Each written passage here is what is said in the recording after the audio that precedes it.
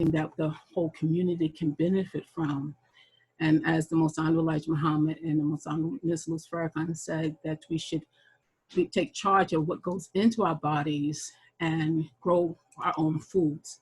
So I have a wonderful panel that I'm proud to introduce. They were very beautiful in supporting me on this quest to bring this information to the community. And I would like them to take a moment to introduce themselves, starting with Sister Portia, and then Brother Kwame, then Brother Gerald, in that order. Just tell us a little about yourself and what you do and what you contribute to this type of meeting.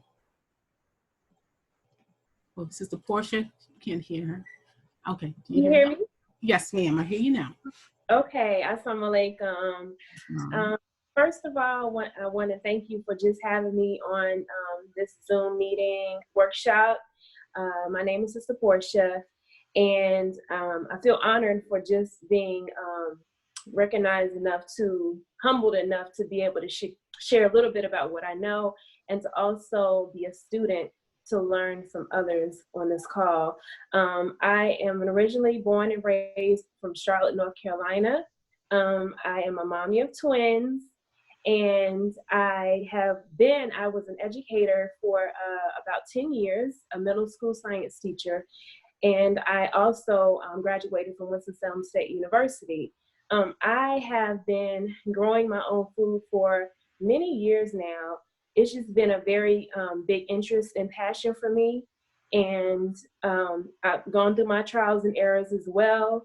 I have been under many mentors, attending workshops and conferences to master and try to learn as much as I can with growing my own food so that I may be successful. So like I said, I'm just honored to be on the panel. I'm here also as a student to learn from other experts on the call, and I thank you for having me. Thank you so much for the introduction. Thank you very much. Beautiful. Yes, ma'am. Okay, Brother Kwame, tell us who you are.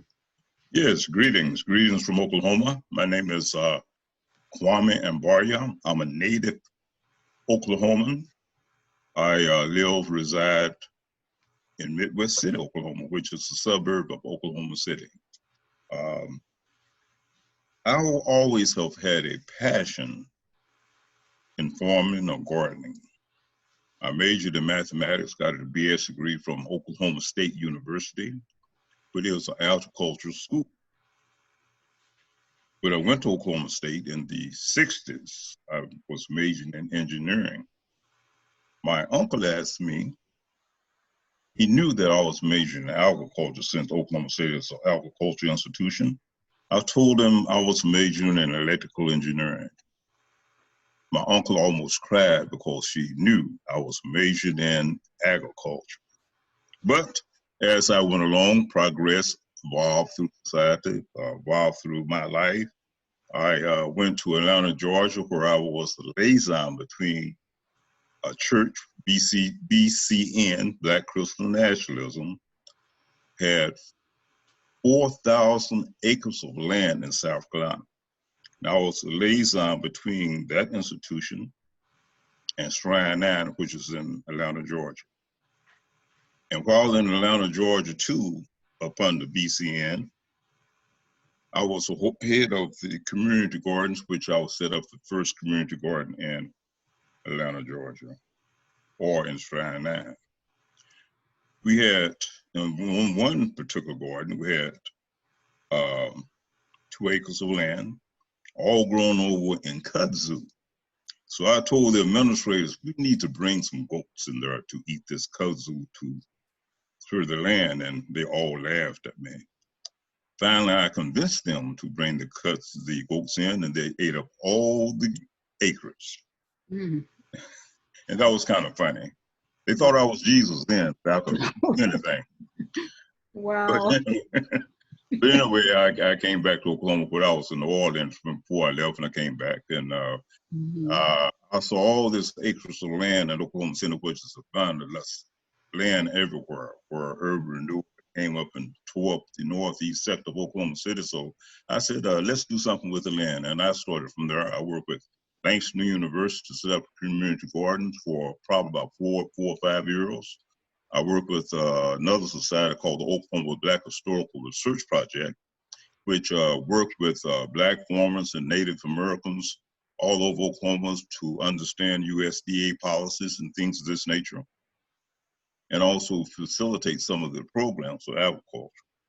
Right now, I am the farmers market manager of an organization called the NEOKC Farmers Market, which we're dealing with the food desert in Oklahoma City on the northeast side, and also trying to ring in some food solidarity and working with various organizations to really. This is our 4th year operation, and I can honestly say 2 weeks ago we had our biggest opening ever. People really supporting the organization and what we were trying to do, what we were trying to institute in Oklahoma City. That's about the gist of me. I'm thankful for Sister Rhonda inviting me to this, being a part of this, and I can try to lead in whatever knowledge I can, and also gain some wisdom from these other 2 panelists. Wow. Thank you. Thank you too, Brother Kwame. I am in Oklahoma City as well. So I didn't tell you that at the beginning, but that's what city gardening is, something I'm going to have to learn. We all have to learn. But thank you, Brother Kwame, for that introduction.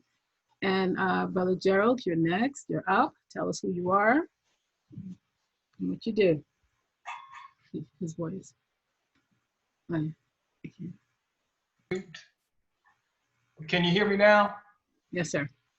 Okay. Yes, I'm Brother Gerald Muhammad, and I live in Vicksburg, Mississippi, and I'm a electronics engineer, technical instructor at a community college. I've been in the Ministry of Agriculture under the leadership of Dr. Ridgely for, I would say, 13, 14 years. And if anybody knows anything about Dr. Ridgely, that's a trip. That's an experience, right? And but I've learned so much under his tutelage.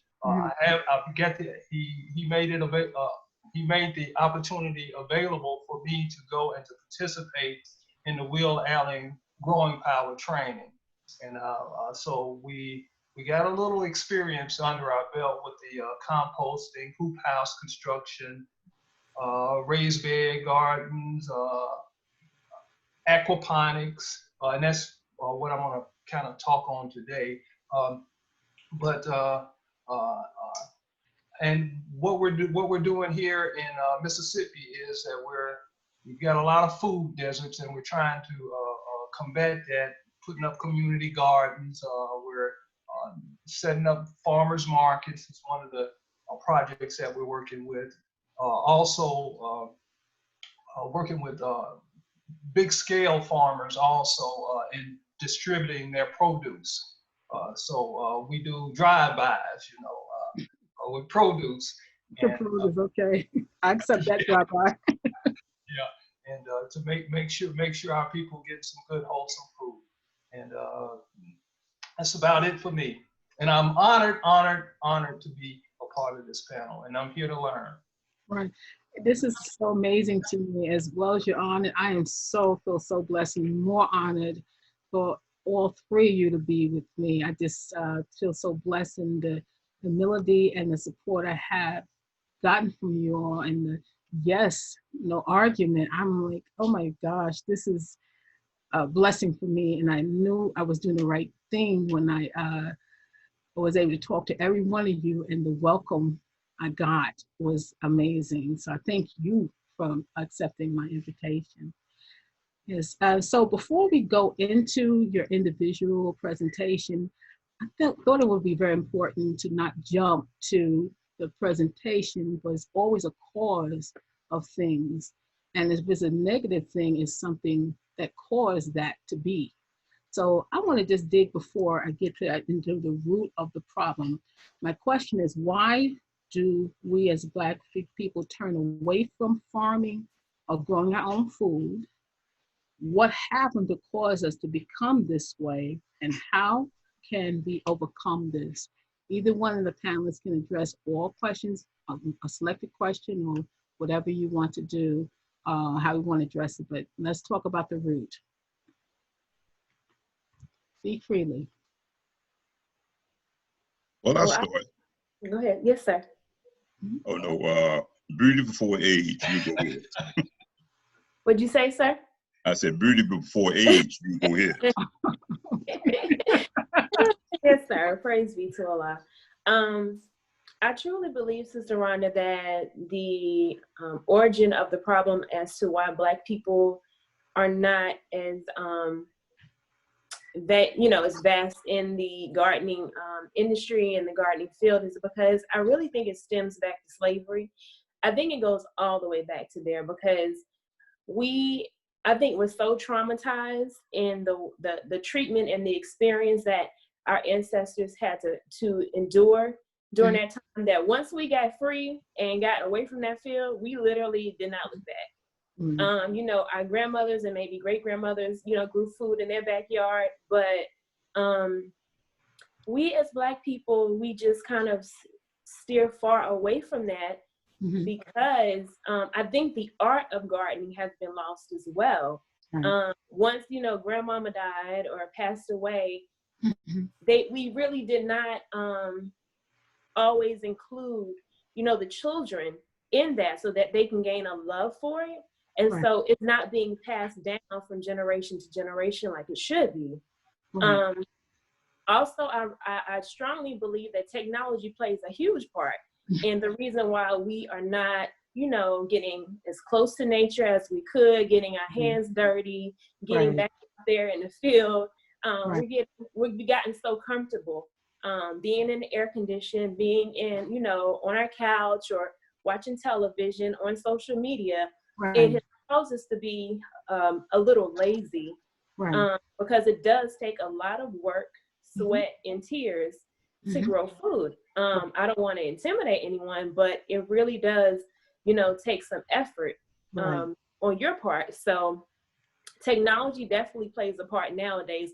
We're so used to instant gratification and really, getting things when we want it as quickly as we want it. So in my opinion, that's really the origin of what stems from why we steer away from the gardening industry and the gardening and the farming areas. Right. Okay. Thank you very much. Very good. Thank you so much, Sister Portia. I'm in agreement with why, and I didn't think of the technology part and children just don't want to get their hands dirty or do anything physical. We grew up doing a lot of physical things, whether we went to school or whatever, it was a part of our day. So you're absolutely right. That is a contributing factor and doesn't help to make the situation better for us. Thank you. Okay. All right. Okay. So, wait, hold on. Your volume.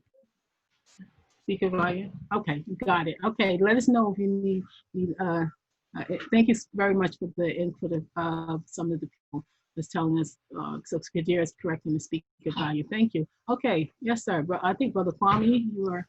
Yes. Being from the great state of Oklahoma, the home of more Black towns than anywhere else in the United States at one time. More Black towns. We came here with the Indians, 5 civilized tribes, which enslaved us. We also came here with the slave run. We established towns all over Oklahoma. One of them was in Tulsa, Oklahoma, called Black Wall Street. Foley, Tatum, Hennepin. All these were Black towns and governed by Blacks and run by Blacks. Now, when the World War II came along, we went to the cities, Tinkerfields, and things of this nature, where the work was a little easier. We got caught up in the big homes, the fine automobiles, fast lights in the big cities. And consequently, we got tied up with a whole lot of money and a whole lot of loans. and we couldn't get back to the land. Right. Couldn't get back to the land, which some of us want to do. Right. A lot of these black towns have gone vacant and lost where they were once upon a time very, very sufficient. Now, one of the basic roots of this too, technology, as Sister Rhonda has stated so eloquently, has hurt us too. Now in Oklahoma City, we had two major highways that tore the city up, Interstate 40 and Interstate 35. Normally, back 40, 50 years ago, there was a black grocery store on every corner. Now the supermarkets came along, and it was very convenient to go to the supermarket and get some bread, which was cheaper than patronize our local owned black stores. So we lost the black stores, and we lost those backyard gardens, and we lost the art of cooking. We lost the art of preparing our food. So a whole 2 or 3 generations became lost in how to grow food and to process food, which was a crime against our race. And also, in all this technology, became very, very lazy. Want to go out there and tilt those seeds and work 2 or 3 hours in the sun so we could supply the food for our families.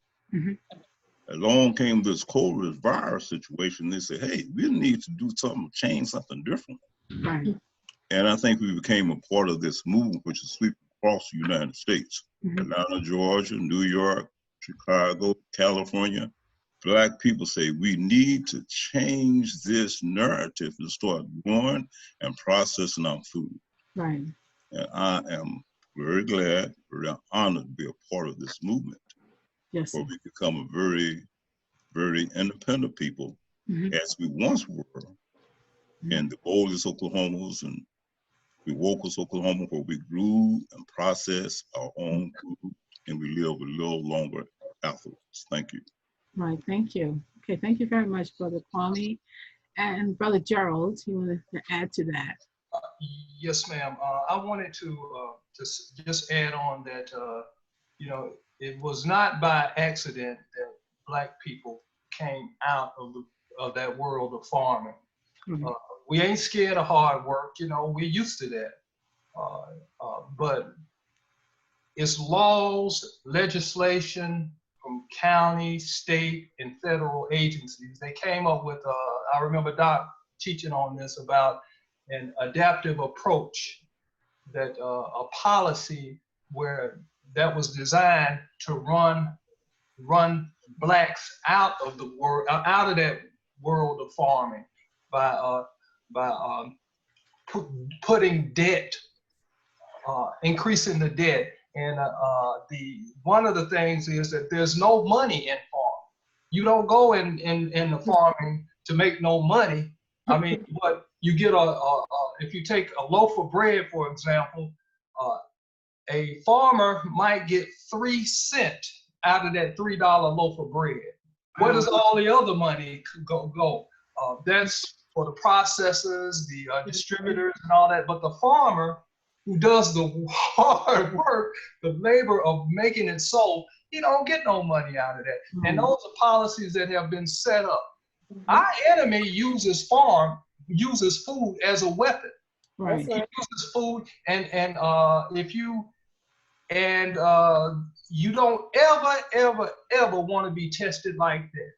You know, my motto is, I might go broke, but I'll be damned if I go home. So that's why I farm. That's why I farm. Okay. Yes.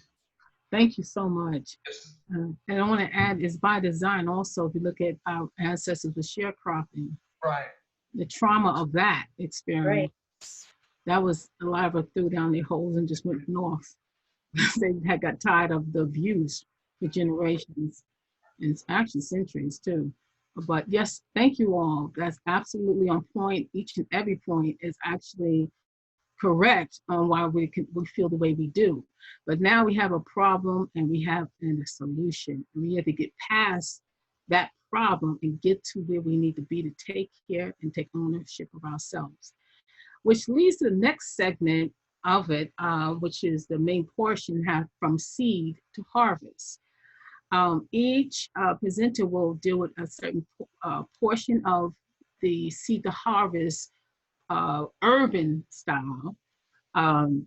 And we'll start with Sister Portia, which she will talk about, give us some information, resources, whatever she can contribute to indoor and windowsill gardening. And I never thought about gardening as a windowsill thing, but that'll be interesting to hear about that. Brother Kwame will talk about pots and raised beds. And Brother Gerald will talk about aquaponics. Now, for the benefit of the listening audience, you can begin to, as you hear the discussion, you can begin to send in your questions in the chat area. And if you're addressing a particular person, just let us know, or you will be addressing the particular person, or if you wanted just a panel in general, they would decide, or whoever wants to take the particular question. And we will do that after we have a commercial break coming after the panelists, which means we'll share celebrate Black-owned businesses. And then after that, we will address the questions that are in the chat area. So listen carefully, put you on your listening caps, and let's learn something. And I'm definitely here to learn something as well. So Sister Portia, take us into the portion that you're going to speak to us on. Yes, ma'am. Praise be to Allah. So first and foremost, I want to go over the benefits of growing food. Many of us, probably know for the most part why it's better to grow your own food, but just some basic pointers of why it is so beneficial for you and your family. First and foremost, it's going to save you money. And who in this day and age does not want to keep their coins in their pocket? We want to save as much money as possible, especially with this coronavirus. Many of us have been laid off. Many of us have lost our jobs. Our hours have been cut. And so, money is very skimpy nowadays. So we want to be able to save as much money as we can. And growing your own food is going to allow you that. When you can save your gas and save your time and your money from having to go to the grocery store, and you can actually just go right in your backyard, or go right on your balcony, or go right in your kitchen and your windowsill and get the food that you need to cook for that night. Praise be to Allah. That is a blessing, and that's exactly what we want, and we're striving to get everybody to, help them to get to that point. Another benefit of growing your own food is the health benefits. So we're taught that we should be the doctors of our families, and that our kitchen and our cabinets, that should be our pharmacy, and food should be our medicine. So we should be able to utilize the food that we are growing and the food that we get from our house or from our kitchen that we're cooking to heal our bodies. It should not kill us. So if we're eating food that is giving us life and giving our family life, this is truly one of the major benefits of growing your own food, so that you can build your immune system. So anything that is going on in this world outside of your house, it's not going to affect you or your family, because your immune system is always strong. Your body is strong. Your organs and organ systems are working the way they should be. And you're not being affected because you're eating your medicine. And last but not least, the sense of gratification and appreciation just for nature and for your creator and God.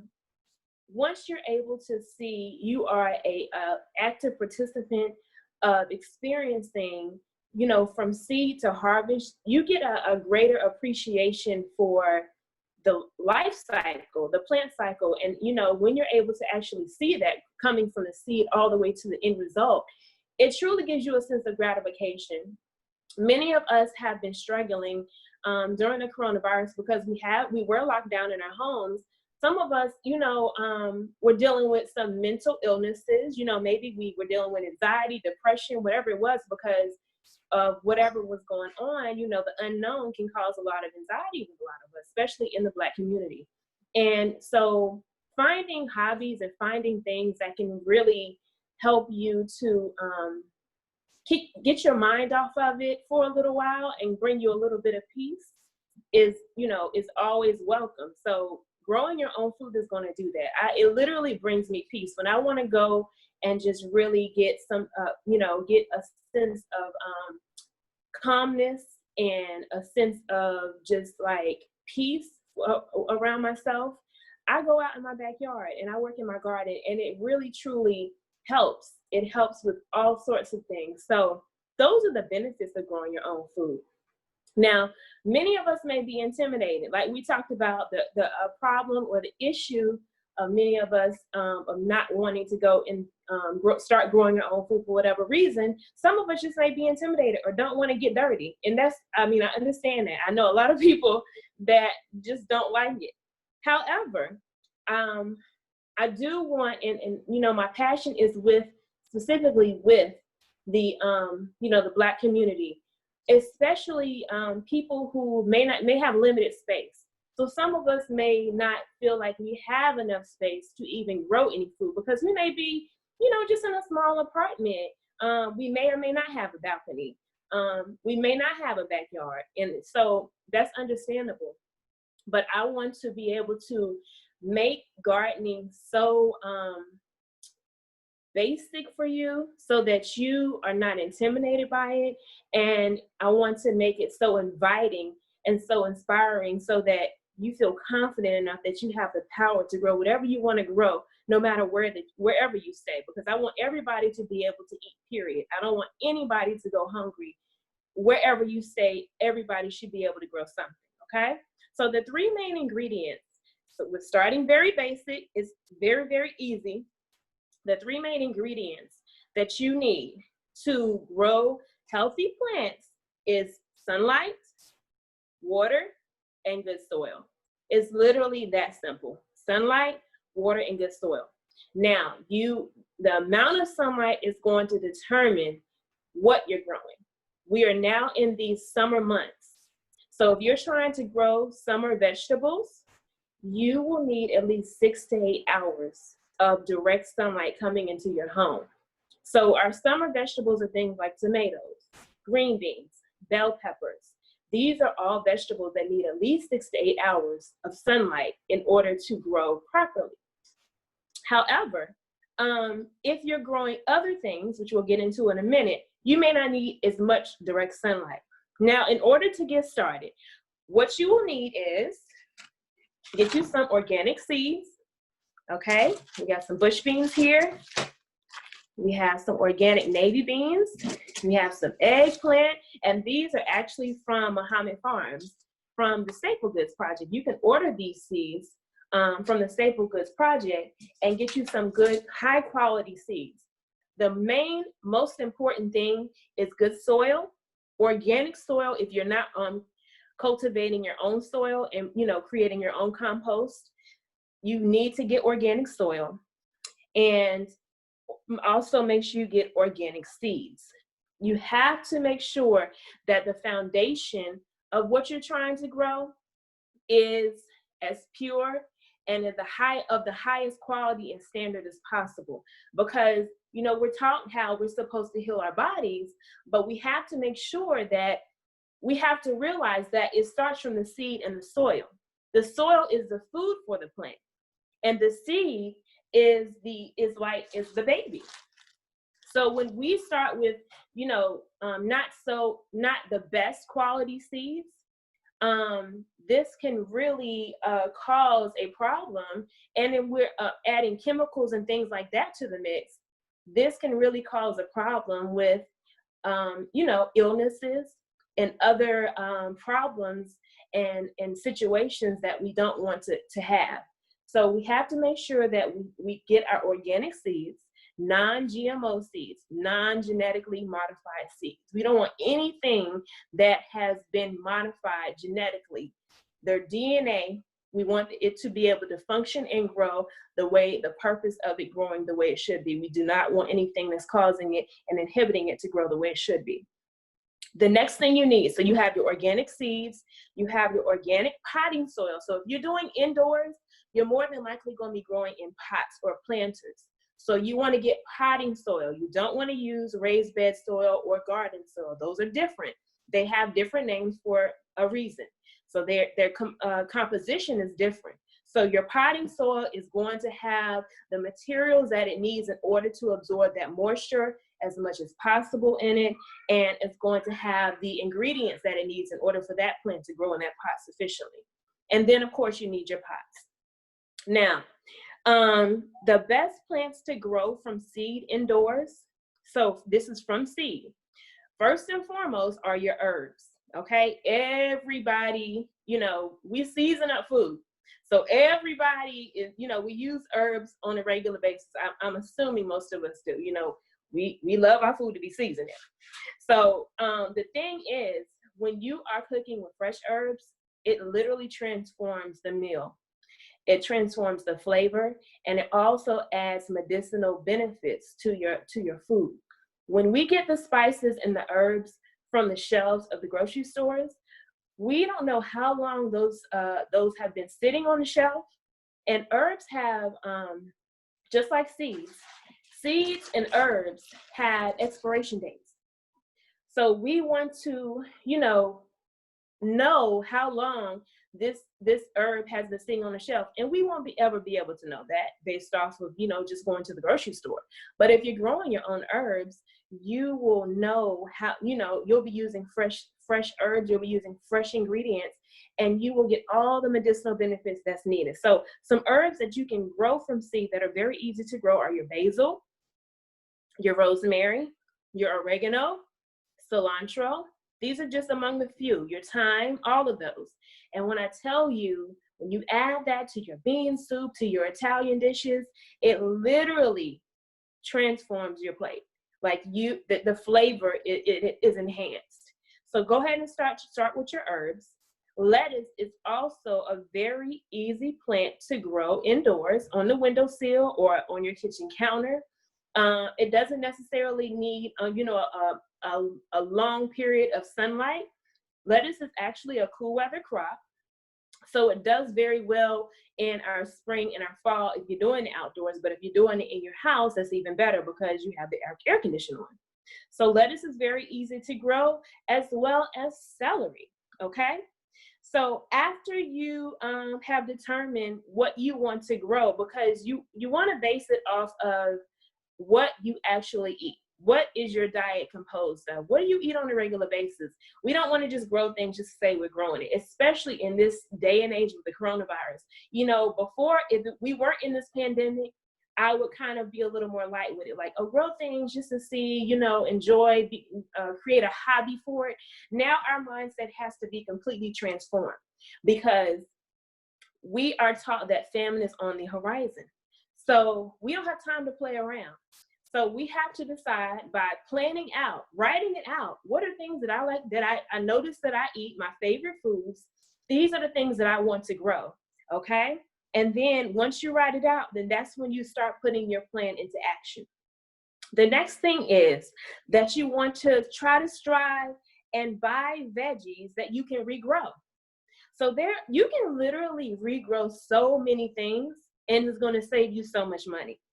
Some things, for some examples of what you can regrow in your home are basil, green onions, lettuce, and celery. So I actually have some celery right here that I'm regrowing.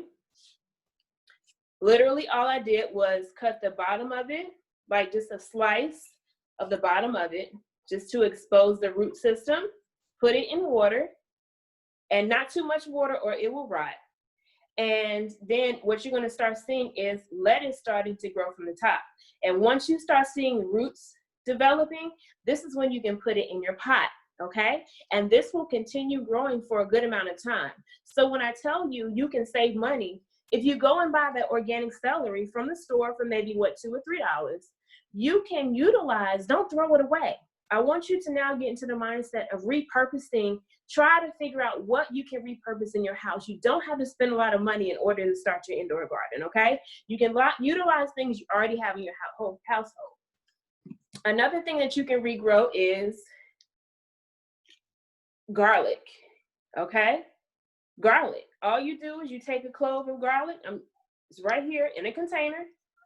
You put some toothpicks on the side. And then you put some water at the base. You don't submerge the whole clove. You just put it at the base. So this part, the flat part of the garlic, should be exposed to the water.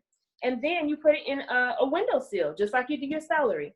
And over time, you literally will be growing a root system and possibly a stem for your garlic. So now this garlic is ready to go into the soil. And you can grow this in a pot, or you can put this in your actual garden itself. But you can regrow garlic, okay? Also, this may take a little bit more time to get the actual fruits of your labor, but you can regrow avocado, okay? So you can take the seeds of your avocado, don't throw them away. You can put some toothpicks on each side, just like I did the garlic, and then put it in some water. All you're doing is exposing the bottom of the seed. You don't want to submerge the whole seed in water. And literally, now this took me a few months to get to this height, but over time, you're going to start seeing a root system, and you're going to start seeing stems and leaves. Now, of course, it's going to take a while for you to actually get a full-grown avocado tree, but the point is you're getting something started, okay? And then I've also started to regrow a tomato.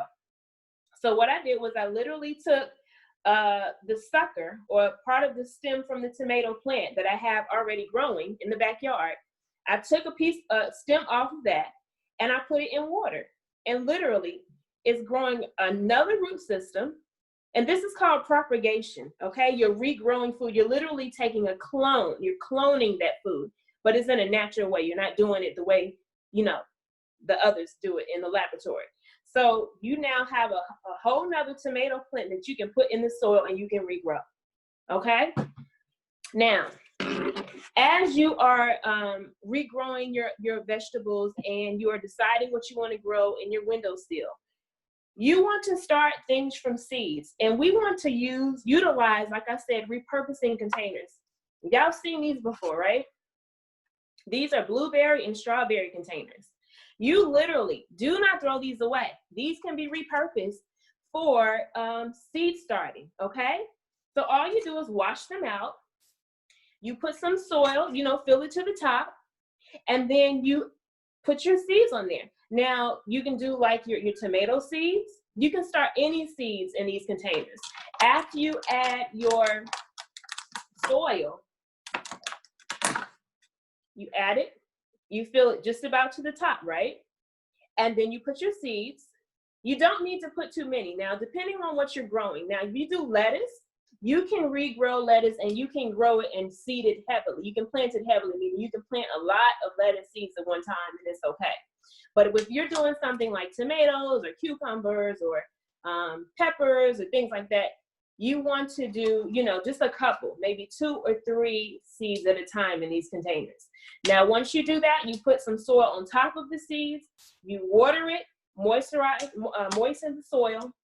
Then you're going to put the top back on here and then put it in your windowsill, on your counter in your kitchen. And this is literally a miniature greenhouse for your plants, okay? So this is like a little incubator, a protective environment for your seedlings before they're ready to go out, either outside or they can stay in your windowsill, in your kitchen. But this is just a very easy way to repurpose containers that you already have in your kitchen. So again, there's so many things. There's literally so many things that you can regrow, things that you can grow in your house. Keep it simple though. I don't want anybody to get, you know, discouraged. So keep it simple. Your lettuce, your herbs are always good. And then you can definitely grow things like green beans and tomatoes and peppers. But like I said, you have to have at least 6 to 8 hours of sunlight, direct sunlight, in order for those to grow properly, okay? Now, if you do not have direct sunlight, if you have a balcony or something to put your pots on, that would be great. But you can try it out, just like, you know, the sister said, it's trial and error. So it's not a cookie cutter type situation. Now, this is science. So, you know, there is a cause and effect, and there, you know, things that people have done research on, which is why we know certain environments that plants need. However, try it out. Just try it. If you don't have direct sunlight, just try maybe one tomato plant in the sunlight that you do have and see if it grows. I mean, you won't lose anything by at least trying to see what you have and what you can actually grow. The point is to build your confidence so that you can learn and grow your desire for growing food, and learn that you have the power to grow whatever you want, because we are all scientists. We are all scientists at heart, even if, you know, we it's not our field of study. By nature, we are scientists and mathematicians. So once we get back into it and get more close to nature again, it's going to spark what's already in our DNA, okay? So if there are any questions, I definitely will take any, if you have any. I do want to say, I don't know, Sister Rhonda, you wanted me to go into my business at the time, right now?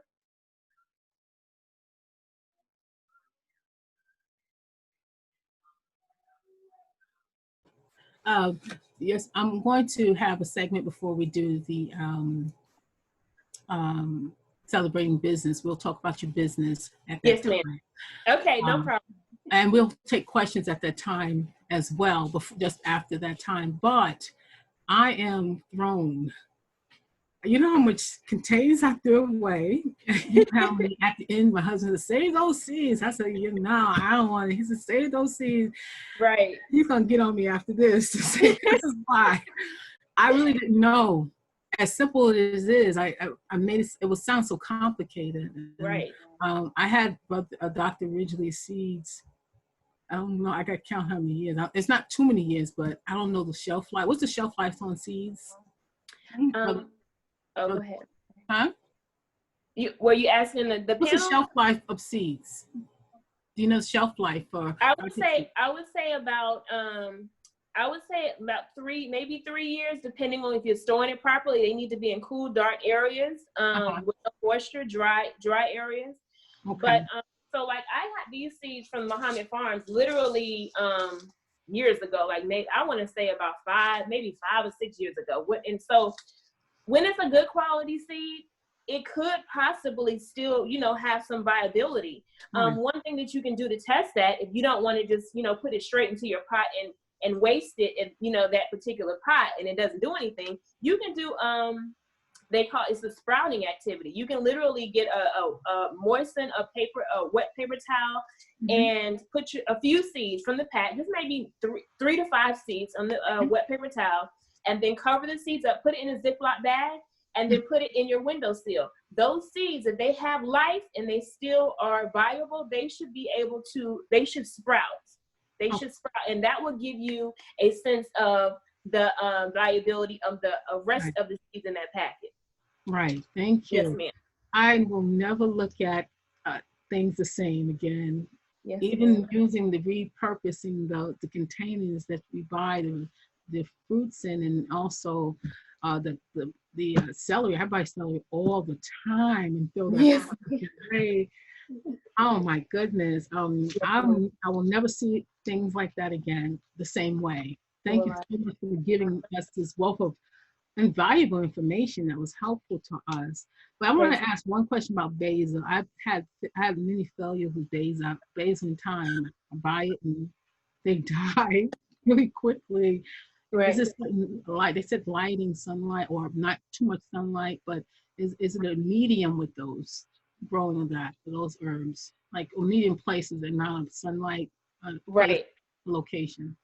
So herbs, they definitely need sunlight, but it doesn't necessarily, like things like basil and cilantro, it does say even on the packet, it needs direct sunlight, right? Right. But they can still thrive in like a kitchen windowsill. However, with herbs, they're very forgiving. So if you are overwatering them, they will die. They can go a few days without being watered, especially your rosemaries, your thymes, your oregano. They are very forgiving, and they do actually do well with your soil being less moistened. Okay, you don't need to overwater. If you overwater it, they're not going to be happy. Right. Okay, thank you so much, Sister Portia. I'm really excited to go down the line here to see what Brother Kwame and Brother Gerald have to add. But that you really gave me a new perspective on food. Thank Praise you very you much a lot. for that You're welcome, presentation. ma'am. Okay, and remember to send your questions in the chat area. I think the chat is to the left side, the right side. Just type in your questions if you have any questions, and we will address it in that segment of the presentation. Okay, we're going to move to Brother Kwame, which will talk about outdoor gardening, pots and raised beds. So Brother Kwame, the floor is yours. Thank you, and thank you, Sister Rhonda from way out in, I think in North Carolina, I believe so. But anyway, I'm in Oklahoma. We are far apart, and thanks for all that knowledge. And I was going to start with the seeds, but she just wrapped it up. Did an excellent job, very excellent job. So thank you for that. But I emphasize get organic seeds. Start with. Say if you're growing tomatoes, you can purchase tomato plants, probably about 20 seeds for maybe about $2. Now, if you were to and plant those and they'll grow it's very easily. If you follow the steps that Rhonda said, you won't have no mistakes. Now, you could go and buy from those same tomato plants that somebody else is growing. Maybe about 4 of them will cost you maybe about $4 or $5. So you see how the money that you'll save. Store it in those little small containers that you would normally throw away, your seeds. Now, let's go from indoor gardening to outdoor gardening. I want to emphasize, start small and then expand instead of large form. I say that if you can grow in 10 by 10 foot, you should be able to grow an acre or 10 acres of land. Learn how to manage small gardening space before you grow big. A lot of people want to start in container gardenings or raised beds, which is okay. But the best thing to do, as Sister Rhonda said, get good soil. Try to get compost. If you can make your own compost, that's another story. Get into later, use that. If you can make good compost and use that compost in your raised beds, you will go a long, long ways. Now, in Oklahoma, we have such abundance of land, we try to use that. I use a technique that I'm very proud of. It's called no-tilt gardening. Whenever you put a plow to your land or start turning over that soil, you are destroying microorganisms in the soil, fungi, worms, and things that's been around for thousands and thousands of years. When the Europeans first came to America, the average amount of organic matter in soil was anywhere from 8 to 10%. Now, when they start cultivating that land, it went down as low as 1%. So you don't have healthy plants growing out of that soil, and consequently, you have to add a whole lot of fertilizer in, and most of it is fertilizers from petrol systems and things of this nature, and you had to keep adding that in. But if you do not turn over that soil and use the technique called no-tilt, you'll be farther along. Now, what about all those weeds that's going to jump up? Now, if you turn over soil, the weeds going to come anyway. You're going to have some weeds no matter what you do. What we do is put a barrier over the land, first of all. I'm talking about the people who I form with, the NEOKC Farmers Market, which we lease 2 acres of land, not too very far from here. Put a barrier over that land, and then put some high quality compost over that, anywhere from 2, 3, or 4 inches. And then you can plant within that compost, and the seeds or the roots are very, very, they just dig their way through that soil, they start to grow. It depends on on what you're planting, if it's tomato, or if it's corn, watermelons, etc. You have to have various makeup of the soil. So And in the seeds that you'll look at, it'll tell you about 3 components that is necessary for it to grow. Check those components out first of all, then add those nutrients. But if you have good compost, good quality compost, all those nutrients will be inside. Now, we grow food that's normally Black folks, Africans eat. The watermelons, tomatoes, the squashes, the greens, things of this nature. And we try to grow those in abundance. Another thing like black-eyed peas and your peas, all those things were indigenous to Africa. Indigenous to Africa, those things that were brought over from the motherland, okra and things of this nature. Sister Rhonda has spoken on, if we eat quality food, it also will help our bodies grow, become stronger, and become healthier. Organic food, it doesn't take a whole lot for our stomach. If you eat these organic foods, just take a little bit, we just be feeling good all over. So start with some organic seeds. Try to put as much compost as you can into the soil. If you do tilt the compost in. And then as Sister Rhonda has said, read the label on the seeds.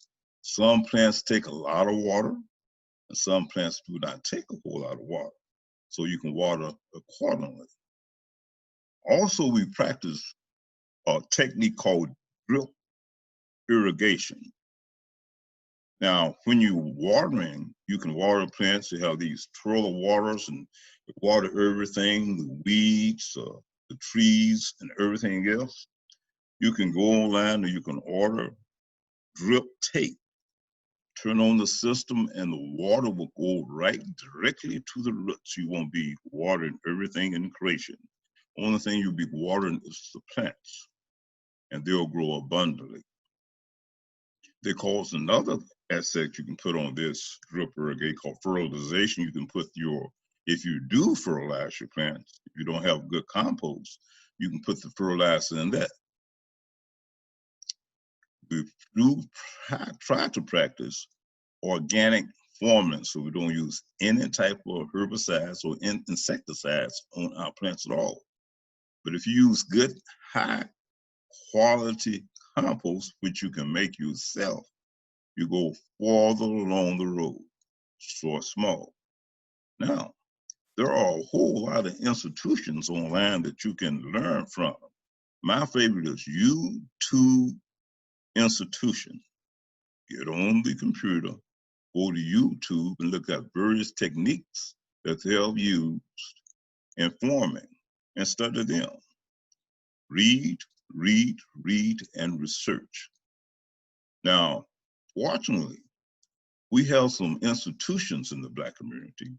The HBCUs, Langston University, Tuskegee, all these institutions, they cater to Black farms, Black farming, Black techniques. If you will contact these institutions, there are institutions, there are research projects, there are extension programs. They will be more than willing to help you with all your farming, with all your techniques. Fortunately, we have some elders in that community who also help. Turn to them, ask them questions, learn about their techniques. They may not have the stamina that you have that you can provide for them, like Sister Rhonda. She has a lot of stamina. But those old hands out there who have tilled the soil, they can be very helpful in your knowledge. And don't mind passing on that information to you. If any other questions, just let me know, and if I have the knowledge, I'll be glad to give it to you. Thank you. Yes, Brother Kwame, thank you very much. But I would love to be Sister Portia. But Sister Portia is the sister that spoke. I like to trade places and learn, don't have a knowledge right now. But Sister Portia is the sister that presented first. That's Sister Portia. I'm sorry, I saw Rhonda. No, I would love to have taken that credit. Yes. and did what doing what she's doing. Exactly. That's okay. We got understood. That's beautiful. I have a question about what's the difference between using the raised bed and using the pots, outdoor pots? Is it different in approach to both? What's the difference? You can use raised beds, and I think if you were have outdoor garden, your backyard garden, you don't have a whole lot of space, I would say use raised beds. But you can, in your raised beds, you want to have them at least 12 inches. Try to have them anywhere from 3 to 4 foot wide. You don't want them any wider than that because you want to stretch all over the garden. Mm-hmm. Try to get wood that is not used, or you can use other substances too, but not contaminated with any type of wood products, tars, and things of this nature. Right. And just build it from there. Right. Build it with good compost. Right. Good compost. I'm sorry. Go ahead. And I would recommend you put some type of barrier between the ground and your compost, keep those those weeds from growing up. Right. And plant them accordingly. You want to plant your vegetables in proper space, because if they get too crowded and things of this nature, this stem won't grow. So they just follow the directions on the packages, so whatever, or go to YouTube University. You'll find about the proper spacing of them. But right. Fortunately, in Oklahoma, we have all this land. We got land everywhere. So if you can partner with somebody in the community, and I was talking about and do your community garden, people who have the same ideals that you have. So some people, they want to do everything. So limit yourself on who you partnership with, and start with community garden. Now, if you don't have any land, you can lease land, but often you can rent land or buy land and go from there.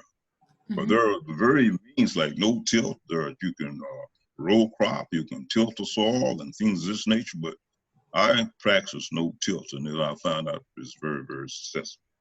Okay. But you can grow a whole, and I say this: in 3 or 4 months during the summer months, you can grow enough food to feed your whole family for the whole year. And it is a little time, a little work, and you learn from the land. You just learn every day. It's very educational, very peaceful. It's just a good source to get out there and abide your time with. Okay, thank you. I'm going to ask one more thing before we move on. Now, I have pots. My pots are not liking me very much right now. That's what my garden is going on, and some of it just seem to die. My string beans have given up the ghost, if you want to say that. And my time just is pitiful. I just didn't, but my eggplants just seem to be doing all right. And I'm thinking, am I not getting enough love and attention? Well, let me say this right quick. With good soil, you can grow anything. You can put a bad plant and some good soil in the grow. But if you have poor soil and put a good plant in it, it's not going to grow at all. Gotcha. But look at that, and you can find out what the plant needs. Okay. And adjust your soil according to that. And I think the soil part, you may be right. I had soil sitting in my back for about a couple of years. I just used it. And that's probably why they died. I think it's me not enough giving it love, but it might be the soil. I never thought about the soil. I thought about soil, but I thought any soil will do. I never really thought about soil really making that difference. Good soil and good compost. You put some good compost in there, you don't have to worry about it. Oh, beautiful. I am learning so much today from our 2 presenters. Thank you so very much. And boy, I'm walking away with a new perspective on everything. I feel empowered. It feels good when you feel empowered and you can move out better. I've been so reluctant. I've been telling my children, I got to go out and look at my garden today. Day 2. I gotta look at my garden. I'm just not going, and it's just a couple of feet away from me to walk out the back door in the porch. But it's because I felt kind of discouraged, and I never thought about the soil part. I invested quite a bit on this, but it's not something I can't redo and improve. And I thank you both for this wealth of valuable information, and I'm hoping the community as well is feeling the same. Now we're going to move forward to Brother Gerald, which we'll talk about aquaponics, and I think I'm going to start from scratch on this one. But I am so happy to hear about what you have to say about that. Let's move to Brother Gerald. All right, Assalamu alaikum. It's me again. I wanted to go ahead and share a quick 6-7 minute video with you. Let's see, I'm gonna go screen share. We're gonna click here. Can you see it? And let me go back. No, we can't see it yet. Okay. All right. Okay, up to nice. Okay, here we go. Okay, and we're going to share that. And we'll start it here, and we will. Can you see it now? Yes. Okay, all right.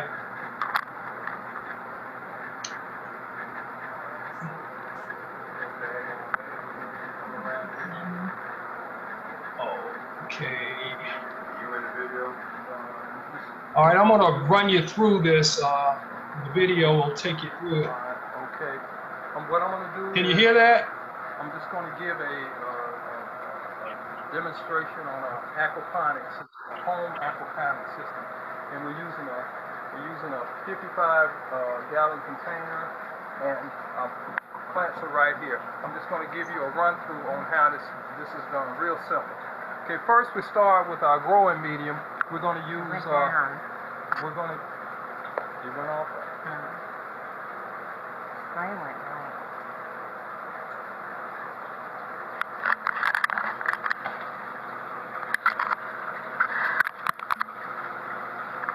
I just have to There we go, it's recording. Okay, all right. So we're starting with our worm castings here. Start with good, authentic red wiggler worms. Can you see that? You got your red wiggler worms here. And what they produce worm castings, extremely nutritious soil medium. Okay, we're gonna take 50 of your worm castings. We're gonna sift through and get those castings out. And then we'll take a 50-50 mixture of, this is peat moss, and we'll add it in with our worm castings. Okay, we're gonna get 50-50 worm castings, add those in, and then you'll mix it up, and then from there you'll come in with your trays. Okay, these are just six trays, and we get those from places that sell plants, Walmart, Home Depot, and you fill up your trays. And then you would go from there. You would either put your seeds in, or you could stick some plants in. Okay, all right. Now, that's the simple part. I wanted to show you the actual setup of that aquaponic system. Okay, this is the device is called the Bell siphon. Okay, what you want when you put your plants in, you want your plants to be able to get oxygen and water. So this setup here, this Bell siphon, what it'll do is it'll allow the water to flow up, and then it will dump. It will empty all the way out, and then it will fill back up, and that process repeats itself in a cycle. So it'll fill all the way up, and then it will dump out, allowing your plants to get moisture and also air, so that you don't drown out your roots. So this is the device. What it does is it creates a vacuum, and it uses siphoning effect. A vacuum is created, and the pressure will once it fills up, it will create a pressure that will dump exhaust the air, and it will, the entire system right here will go dry relatively. Okay, so I'm gonna put that there. Now to keep the gravel from getting around it, I'm gonna put on a little sieve here to protect it, and then I'm gonna put some larger rocks around it. Now there is a hole in here. There's a hole that's tapped in, and then there's a rubber bromette to keep it watertight. Okay, then we'll come in with our sieve here, and then I'm gonna put bigger rocks around it, just to keep those little rocks from sinking on through there. Okay, and then we can kind of fill in, patch in, patch in, patch in, patch in. Okay, all right, that's what you got there.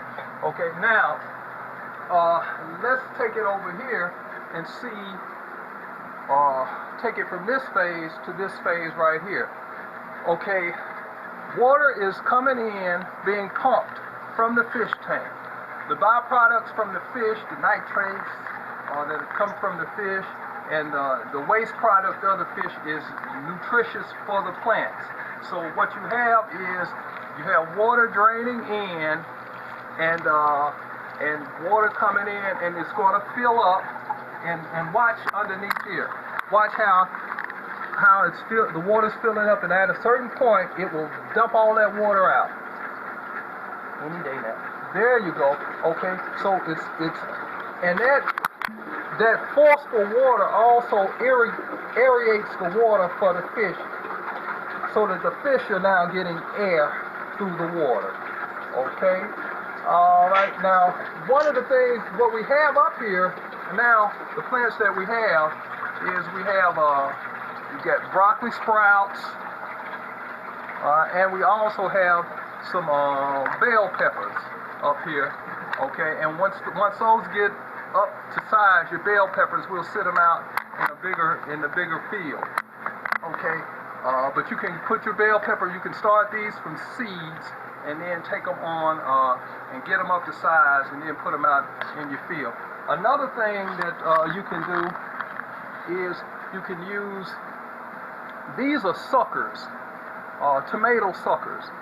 If you went and you bought a 6-pack of tomatoes, it's going to cost you about $3.50 for that. But once those tomatoes come up to size, they'll produce suckers, and a sucker is a leaf that's in between the plant and one of your horizontal vines there, and in between that, a sucker will grow. And so what you can do is you can pluck that sucker off, and you can take that sucker and you can put it into a soil medium and give it some time. You got to keep it moist.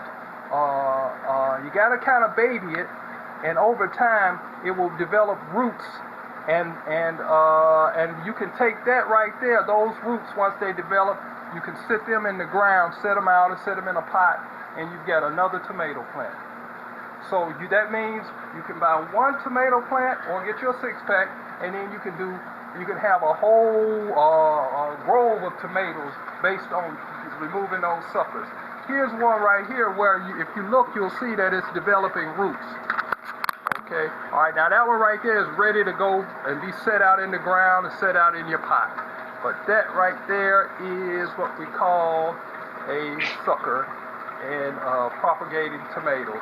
Now, this type of system, sitting them in here, is kind of ideal for them, and it gives them that baby environment where they're getting the water, they're getting the nutrients from the fish, and they're also getting air, so that you're not drowning out your roots. Okay. If there's any other questions that you might have, just let us know. And that right there will conclude this little operation. And so I thank you very, very much.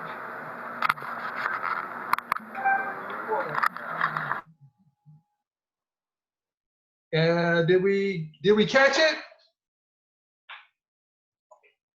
Oh, Wow. Okay, all right. Okay, yeah, and you notice that we started out with the worm castings. That's called vermicomposting. And one of the reasons you use the worms is the worms are able to multiply microbacterial populations up to 13 times in their gut. And it's through that microbial life in those worm castings that make them so beneficial to plant growth. And they have, when the castings, I'm reading here, when they're heat sterilized, there was not, when the microbes help reintroduce natural nutrient cycling in the soil, helping to make these nutrients more available to the plants. Worms castings can be used for bioremediation, reducing contaminants by up to 98%. Worms do not retain any contaminants in their body. The only byproducts are carbon dioxide and water. Pathogens such as E. coli are killed in the worm's gut. Worm castings to help fight a variety of plant diseases and help protect against certain insects. So it's sterilized that you can take like diesel fuel or something and pour it into your worm setup, and they will bioremediate that contaminant out of the soil and leaving you with good soil. So that's one of the things that we learned at the Will Allen training. But yeah, that's and another thing I wanted to point out is that with the aquaponics systems, you know, of course, that's a small one that we have here in the house. I've got a larger one that has 250 gallon tank where you can actually accommodate 250 fish. And those are brim. That's the type of fish that we're using. So you got another food source there, you know. Also dealing with what's the word, where you're growing like medicinal herbs, like the broccoli sprouts. They're real nutritious that they produce this compound called sulforaphane. And if you get a chance, you should really go and look that up. I'm talking about cancer fighting,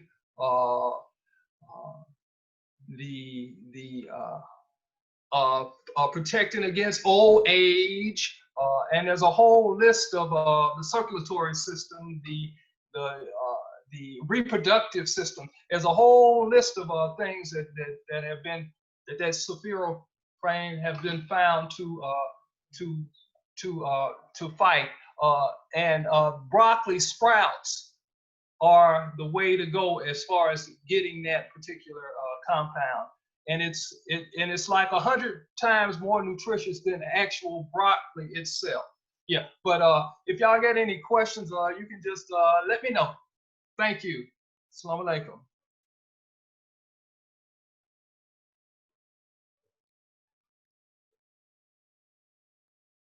Can't hear you.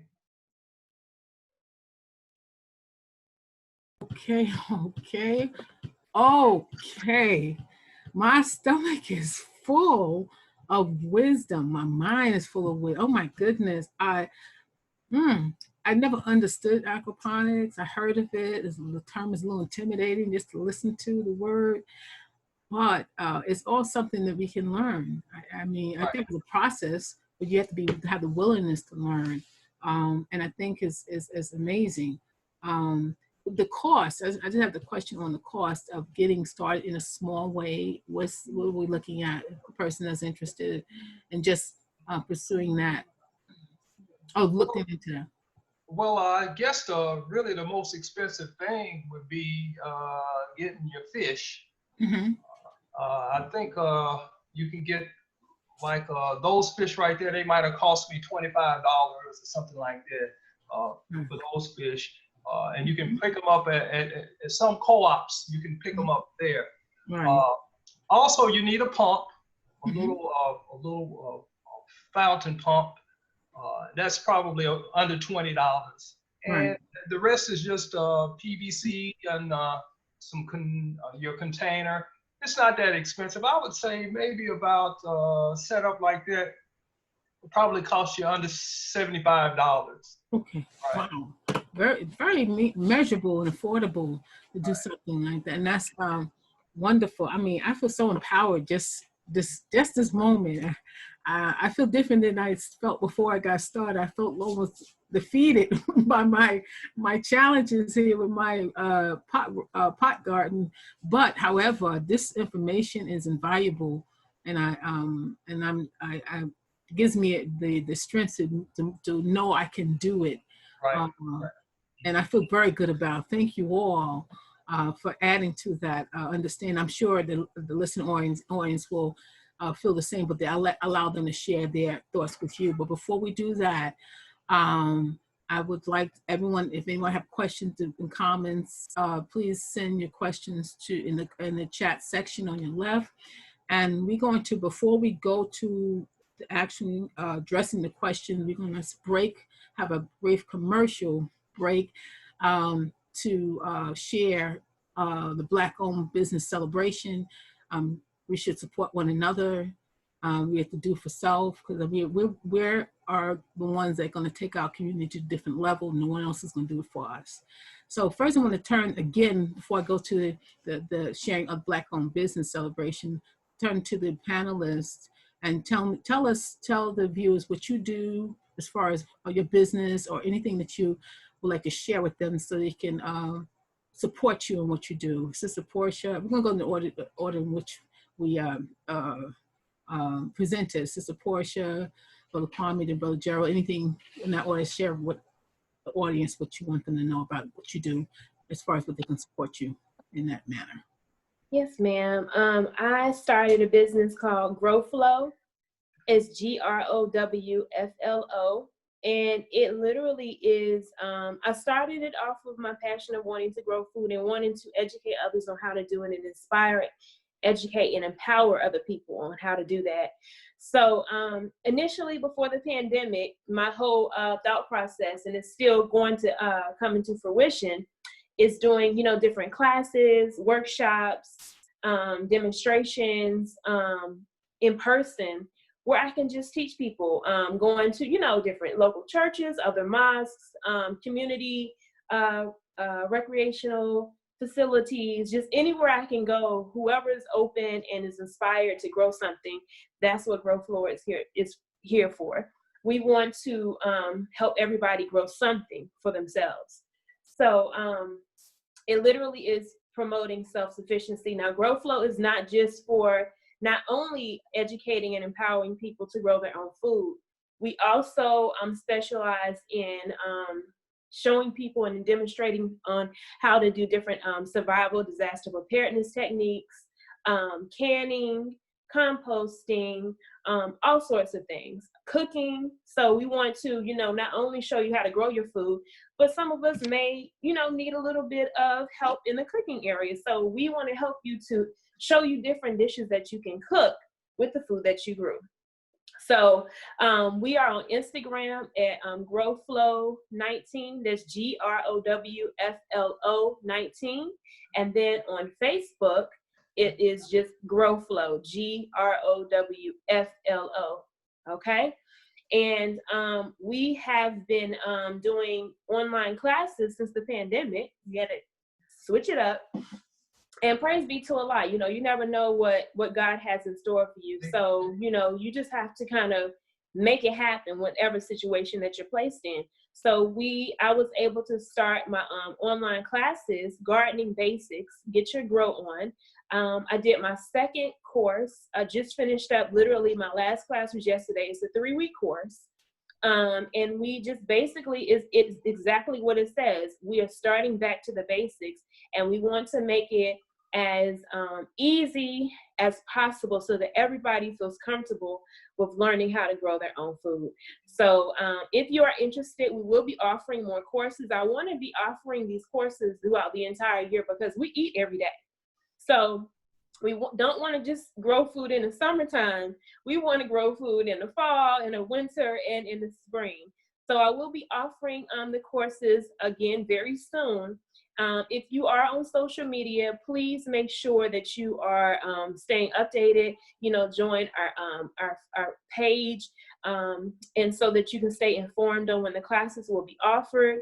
And then we'll just go from there. Yeah, so we've started that. We started it actually this January. Grow Flow was born, and so we've been, you know, been very successful with our online classes ever since then. So praise be to Allah for that. I'm just here as your sister, you know, to give you whatever I have. I have a deep passion for it. I have a deep passion for feeding your body and your mind with the best food that you can feed it with. And I feel like that will really help with a lot of the ailments that we suffer from as a people. We are in the lead of all of the diseases that are out there: cancer, high blood pressure, diabetes, mental illnesses, all of that. And to be honest, food can really eliminate a lot of those problems, even mental illness, because food is a chemical. It's a natural chemical, but it's a chemical. So depending on what types of chemicals you are feeding your body will determine how your body is responding to it. If you're giving it food that it recognizes and chemicals and nutrients that it recognizes, it's going to thrive. But if you're giving it things that it doesn't recognize, like, you know, Doritos, I'm not knocking anybody who eats Doritos, but just giving an example, Doritos and processed foods, things like that, that's not life. So now our body has to go into overdrive in order to break down those foods, to find some sort of nutrient or vitamin in them, and then the chemicals that are harmful for our body, now it's on defense mode. So we want to help our bodies out. We want to help them out as much as possible. We don't want our bodies to always be on defense modes. That's causing our bodies to be tired. This is why we die so quickly. Our bodies are tired of fighting every day because we're not feeding it with the things that keep it alive and keep it thriving and keep it moving the way it should. So let's try to continue. And if we're not, let's start feeding our bodies with life, feeding our minds with life. And you'll see that your whole body, your whole life will be transformed. Your whole spirit, your whole existence will be transformed just based off of that. So I just, you know, want to impart whatever I have. If you have any questions, I'm always here to help anybody for whatever information that I have. And again, I thank you again for allowing me to come onto this panel to share the information and the knowledge that I do have already. Thank you.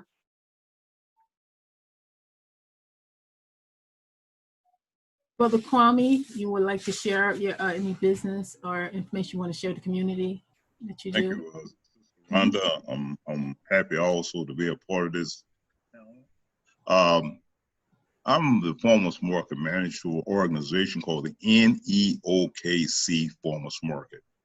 We've been in existence for 4 years. Our basic objective is to solve this food deficit that the Northeast sector is in. I'm very happy to say there are 3 or 4 more organizations in the Northeast quarter of Oklahoma City is working to do the same thing. We have come a long, long ways in the last 4 years.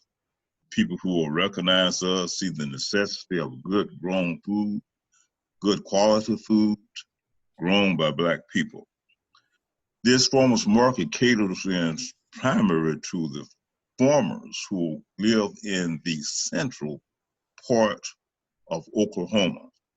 We try to cater to them, have a place where they can sell their food items at a low vendor price, so to speak, and then introduce our customers to Black farmers.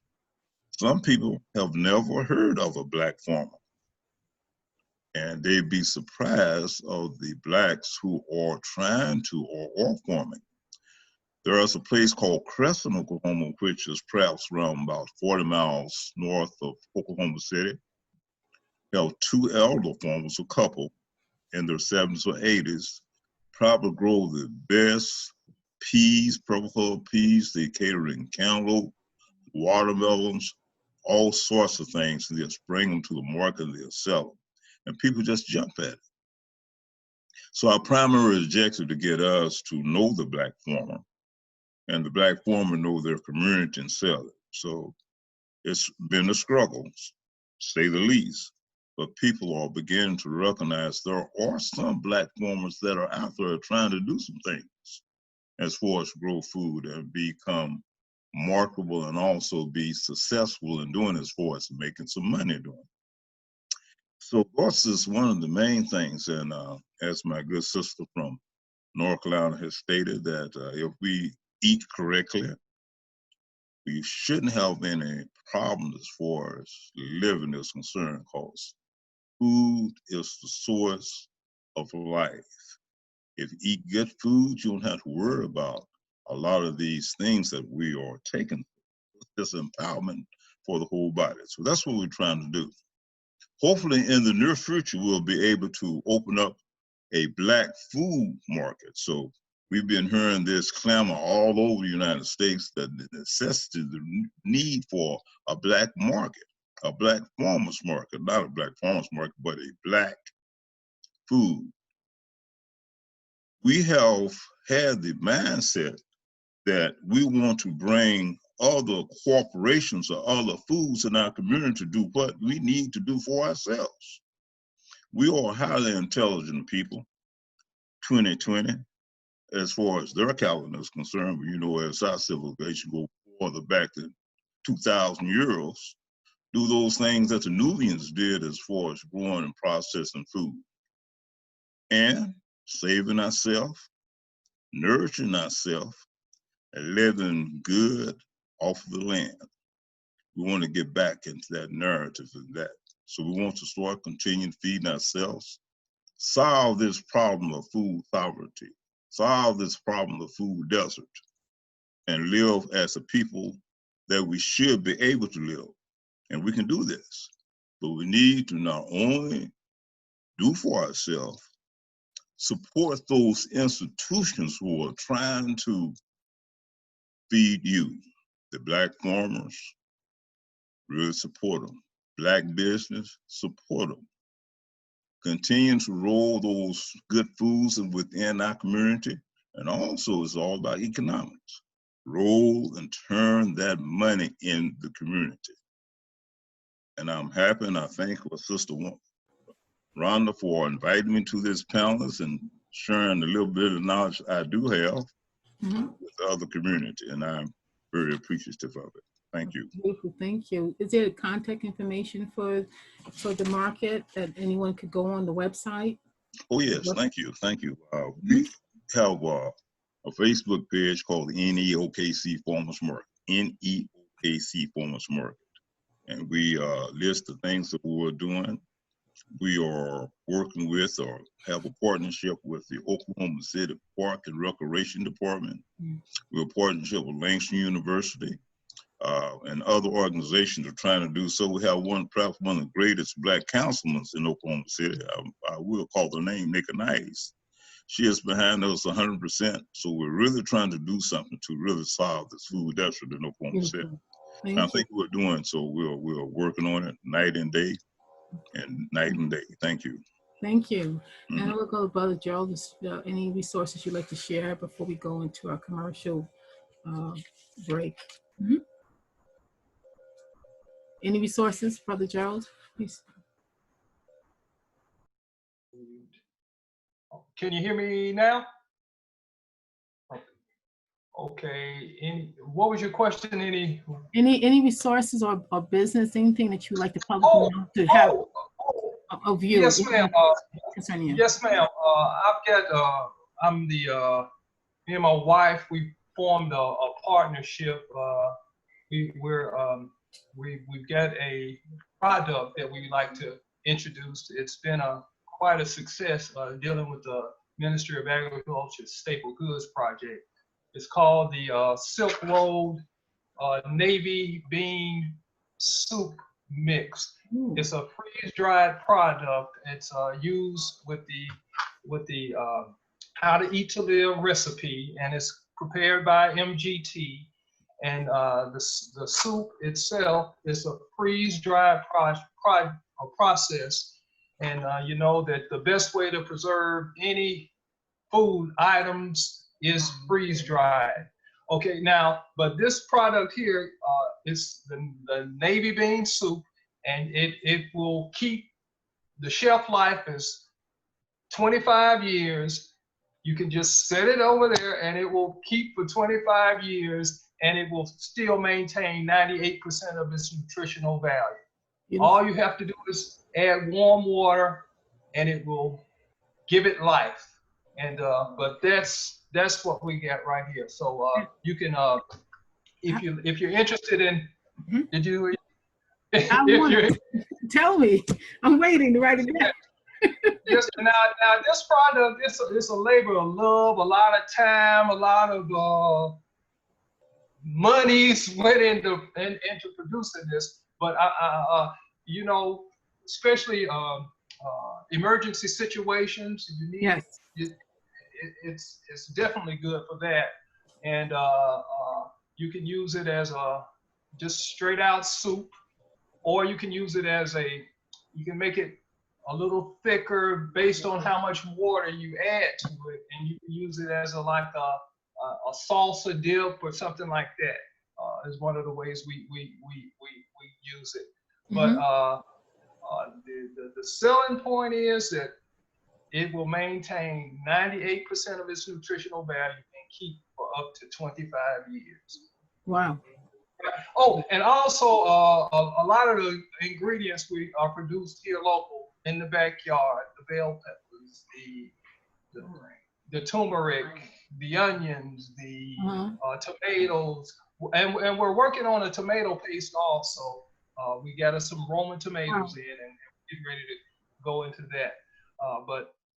But yes, ma'am, and if you're interested, you can give us a call at my number, 601-456-9595, and that's Brother Gerald. All right, man, that was a mouthful. Beautiful. Now what we want to do before we take questions, we want to pause for a minute to acknowledge the Black-owned businesses that responded and would like us to share their business with us. So following out there, we do a Q&A, and when we do a Q&A, we'll take a minute to respond for time's sake to any questions that might direct it to you or directed to the general panel. So let's go briefly into our commercial break. There's gonna be a brief pause. There is the time to continue. Okay, she wants me to continue first, but let me just share this while she gets set up. I wanted to share 2 books: How to Eat to Live Part 1 and 2 by the Most Honorable Elijah Muhammad. And in these books talks about and support of ways to live a long, good, productive life. And what to eat, foods to eat, what foods that's good for you and your body and your survival, to live a long life. We don't want to live a long, healthy life. We don't just want to live and be sick half of the time and want to check out quickly. You want to live a productive life. And you can live by far past the ages that the average person lives. Oh, yes, believe it or not. Just read this book and you'll find out more information. You can get this at store.finalcall.com, store.finalcall.com. How to Eat to Live, book 1 and 2. Very affordable. Okay, and you ready to transition? I'm happy to transition us into, so I can read off. You're going to have a visual of the different Black businesses that would like us to share the information as I read it to you. You can see on the screen. First is Holistic for Matt. The type of business is nutrition counseling. You can email Jenny for Matt at hotmail.com, and the number to call is 301-442-6548. Next business is Wall Street 2 Tulsa North. And it's a quarterly publication about the happenings of the Black Wall Street today, health information, and more.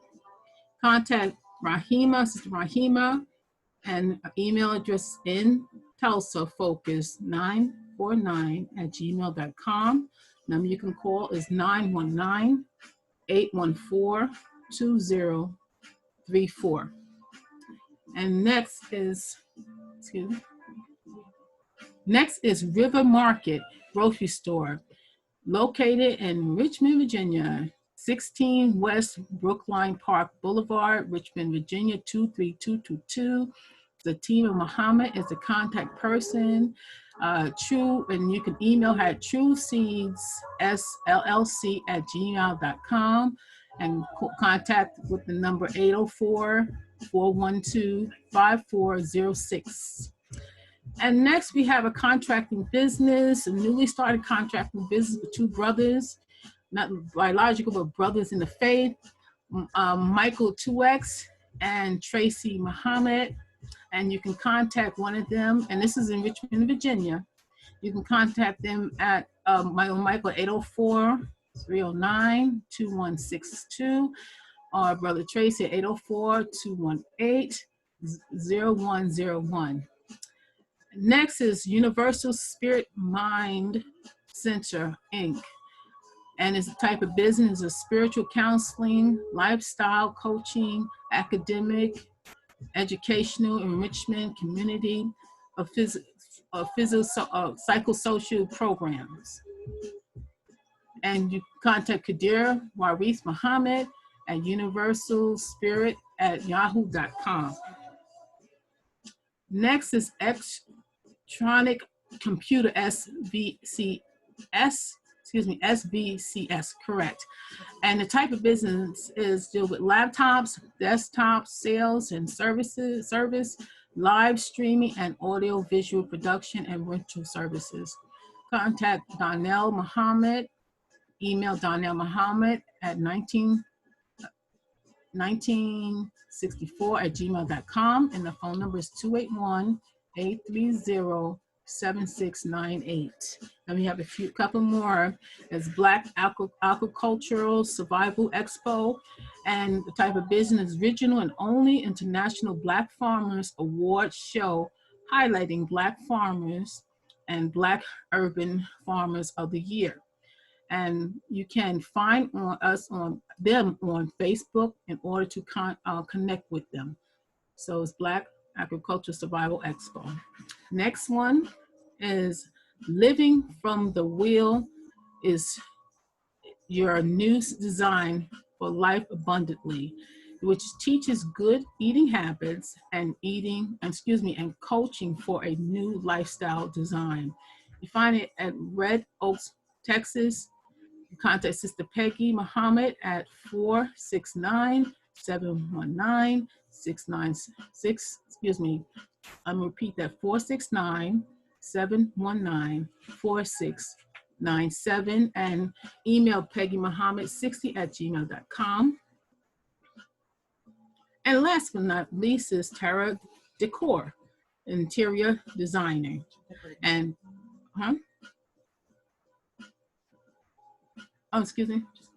topic is interior decorating. I was corrected. Tara Muhammad at 956-752-8047, and email wisdomtara@gmail.com.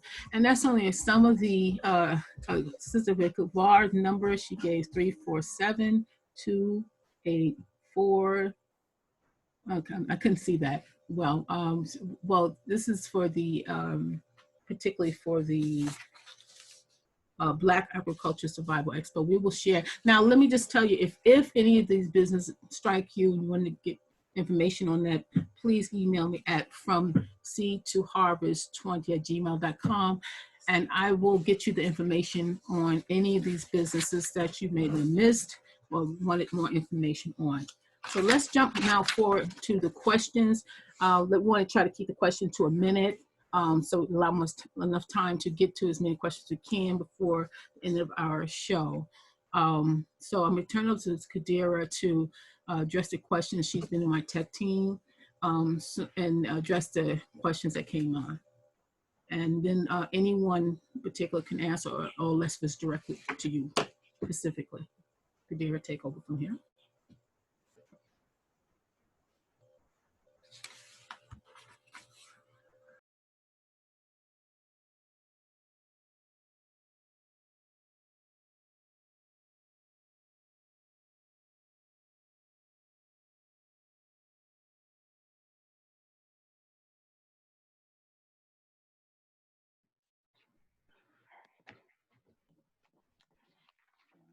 Can you all hear me?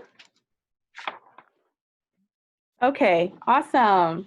So we have a list of questions that were accumulated throughout this time. And just a reminder that you can continue sending questions if we have time. We might not have time because of so much rich information that we received today. But you can still send your questions, and hopefully if there is time, we'll be able to answer them. So I will start and kind of do like a popcorn style here, where I'll ask a question to one person and then go to another one, because sometimes they were back to back, but we want to get an opportunity to have at least time to answer as many different questions as we can. Okay. So the first question is to Sister Portia. I'm going to unmute you.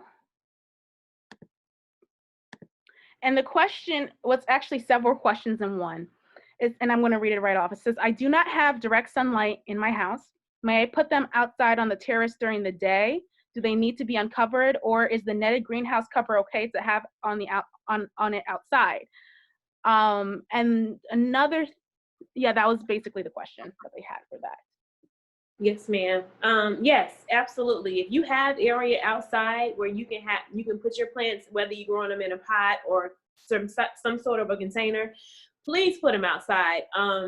Now, you know, your herbs and your lettuce, of course, that's something convenient that you can utilize, and it's, you know, it won't attract a lot of insects or anything, and it's something that won't outgrow the pot. So that's something that's more convenient to grow in your windowsill in your kitchen. If you have space like on your terrace or your balcony, and you have, you know, 6 to 8 is ideal, 6 to 8 hours of good direct sunlight. But if you're only working with maybe 5 to 6 hours, or you have like partial sunlight, still put it out there. Like if you have space where you can put it outside, please still put it out in your pots. So yes, try it out, put it out there. One thing I did not mention was, if you are planting in pots, it's good to have good drainage. If your pots do not already have holes in them, you have to put holes in them, whether you drill them in there, or I even use just got a nail and hammered the nails in there, 1 or 2 holes. But if you do not have good drainage in your pots, that may be another reason why your plants are dying, because if you are watering them and the water is not able to drain properly, the roots can rot. And that's going to cause the plant to die. So you have to have good drainage. This is why I recommended these as good seed starters, because they already have holes at the bottom. So this is already good for, you know, already has the holes that you need in order for the drainage to, the water to drain properly. But yes, ma'am, if you have the terrace, put them outside. You can keep them outside. You don't have to bring them back inside. If you have things like your herbs you want to keep inside, that's fine if you want to take them back and forth, but you don't have to. If you have room outside somewhere, you can go ahead and start your garden outside in those spots. Awesome, thank you. So the next question is actually to any of the panelists. So I'm unmuting you all. Question is it all right to keep seeds refrigerated, and how do you know if it's quote unquote spoiled? I would like to keep my seeds in the refrigerator, really and truly. You can keep them in dark places, but if you just put them in a good brown bag or something and just put them in the fridge, not in the freezer. You can put them in the freezer, but you just put them in the refrigerator. They'll last. They have a longer lasting point. Yeah, put them in the freezer. Put them in the refrigerator.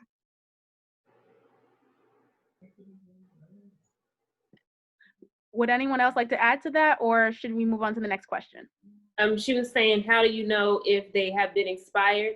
Yeah. So like I said before, the brother Kwame said that in order to increase and enhance, extend your shelf life for your seeds, you can put them in the refrigerator. But if you want to do a check to see how viable your seeds are, you can always do the sprouting, where you put them in the in wet moistened paper towel, a few seeds, maybe 3 to 5 seeds per pack, and then put them in a Ziploc bag. And then if you see some sprouting, now some seeds may not sprout in that particular way with the wet paper towel. Most of them will, especially your bigger seeds like your green bean seeds, your squash seeds, cucumbers, and all that.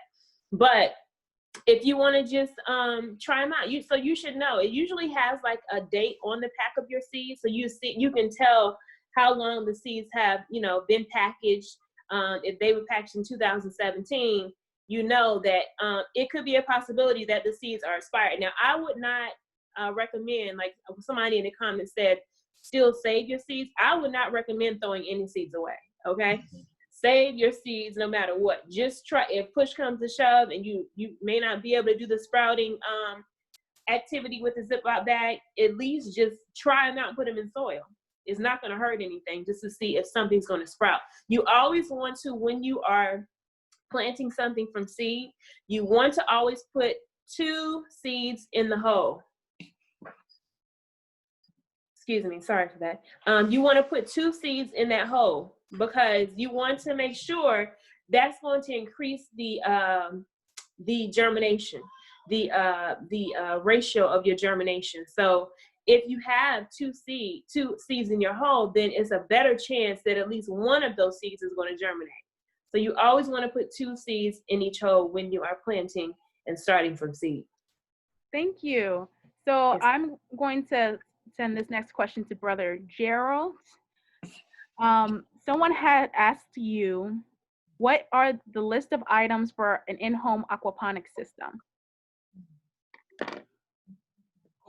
Okay, I wanted to say the way that we structured that little video clip, we did it so that anybody could look at that and actually go in and put one together themselves. So like I say, you need a little PVC pipe, you need a container, you would need a pump,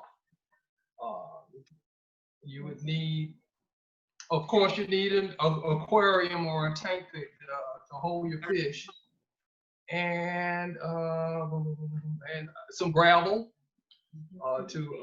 and this video. If you could share this video, you could. I don't know if you're able to see this again in some other format, but it's available. You could do it that way. Okay, thank you. So this question is to Brother Kwame. Are compost and soil the same? And also, when you are starting to garden outside, do you cover the ground with? Good question. Thank you. I use cardboard to cover my ground with. Just get a lot of cardboard and you can stack it up on top of each other.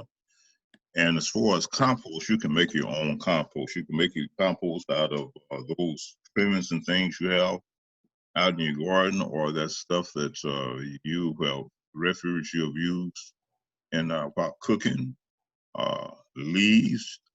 You can, the best way to make compost, you just put it in a pretty good old pile, need to water and turn it over frequently. It might take anywhere from 5 to 6 months to do it. There are some other ratios you can do it, but maybe 5 or 6 if you turn it constantly, if you water and keep it moist. And at the end of the period of time, if you take that compost and you grab it and you smell it, it has such a great smell. You say, it is right there. But it takes about 5 or 6 months.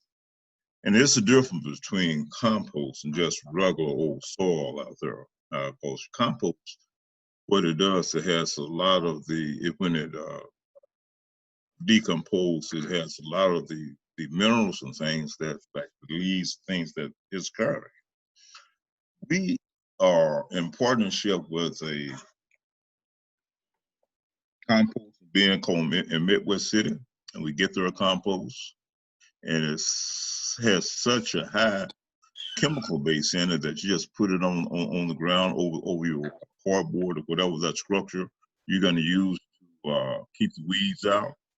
And man, we grew, excuse me, Sister Rhonda, we grew collard greens.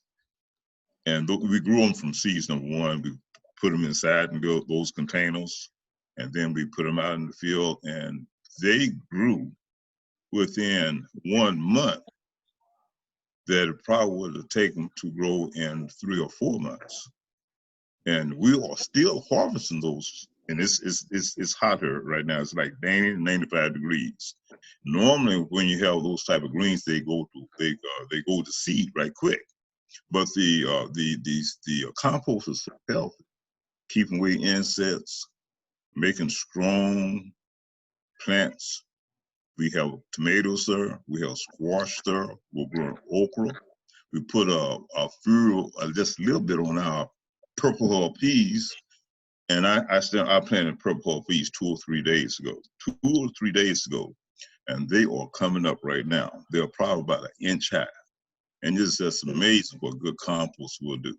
So I really recommend in your gardening, you can go down and buy compost from Lowe's or Home Depot or other gardening centers.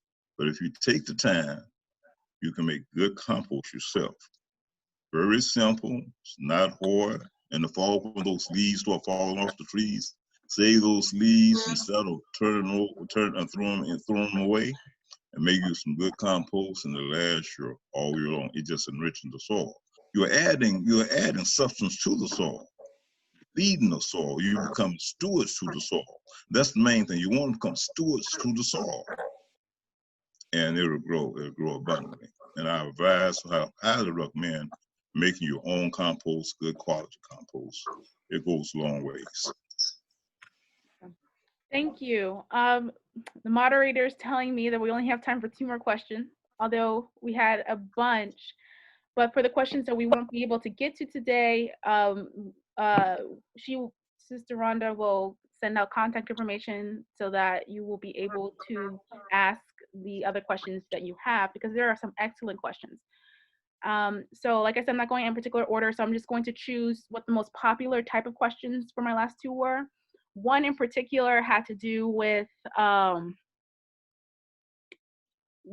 lighting inside your when you're doing indoor gardening. So this is back to Sister Portia. Someone asked, are planting lights different from any other lamp lights? And because people have had trouble with trying to grow their plants with what they had, they tried to use the plant light, but they were having that. And also, when regrowing, do you need direct sunlight? Okay, yes, ma'am. I have actual information. I got some notes on that. So yes, grow lights are different from just regular, lamps that you would use in your house. There are certain types of lighting that will mimic sunlight. It's a certain amount of lumens, meaning how bright it is, how bright it shines, and then Kelvin that you need to make sure you have for your lights. So you can get these lights from like Home Depot, Lowe's, Walmart, but you need to make sure that they are at least 5,000 to 6,000 lumens, and then 60-watt bulbs, 6,500K, okay? That is going to be the amount of brightness that you will need in order for your plants to receive the same amount of, mimic that same sunlight that it would get from outside. I've ordered some grow lights from Amazon, and they work pretty well for me when I was starting my things from seeds early on in the season, while it was still frost outside. That would be perfect to do if you want to utilize that practice. If you want to start your growing season a little early, you can utilize your grow lights that way. Or if you just want to grow all year round in your house, the grow lights are very good. And they have all different types. They have the long ones. Then they also have the long rectangular ones. They have the round ones. It just depends on how much space you have and what you're trying to grow. So yes, ma'am. They are different. Like I said before, you need about 5,000 to 6,000 lumens, and that's going to be on the outside package. So that's what you need to look for, LUMINS, okay? And then at least 6,500 K, okay? And that is going to give you the amount of light that you will need in order for your seeds to germinate and in order for them to grow properly. What was the other question, sis? So, 1 second. So, are plants different from any planting lights different from any other lamp light? And 1 sec. And when regrowing, do you need direct sunlight? Those are the 2 questions. When you said when you regrow, do you need direct sunlight? Yes. Okay, so yes, ma'am, you will need direct sunlight. Now, like I said, don't get discouraged if you don't have, you know, just that hard, intense sunlight through your windowsill because you're trying to grow inside your house. Go ahead and start and just, you know, see, because the thing with nature and like living organisms just like us, we want to survive. So we're going to find any way to figure out how to thrive and survive and live. So that seed, if it wants to be alive, it's going to germinate and it's going to grow, period. As long as you're giving it and creating the environment that is needed for it, it's going to find a way, okay? It really is that simple. So, you know, we can keep it real simple and keep it real basic. We don't have to overthink and overcomplicate it. As long as you give it the essentials that it needs, the seed or the plants are going to live, okay? So yeah, you can use, just put it in your windowsill. So whatever sunlight your windowsill gets, then that's what you put your plants that you're regrowing, your celery, your garlic, your tomatoes, you just put it in your windowsill and it's going to extract the energy from the sunlight. If it's any sunlight coming through that window, it's going to extract the energy. Yeah. Thank you. So yes, ma'am. We're running really tight on time, but I was able to get 3 more questions in by condensing what people are generally have said. So this one is to anybody. It seems like what a common problem is trying to get rid of bugs in their yard. Someone said they had these are unfortunate horror stories of someone having 1 million spiders in their yard and they can't seem to get rid of them and what organic products to use. Someone else asked a specific question about deterring squash beetles.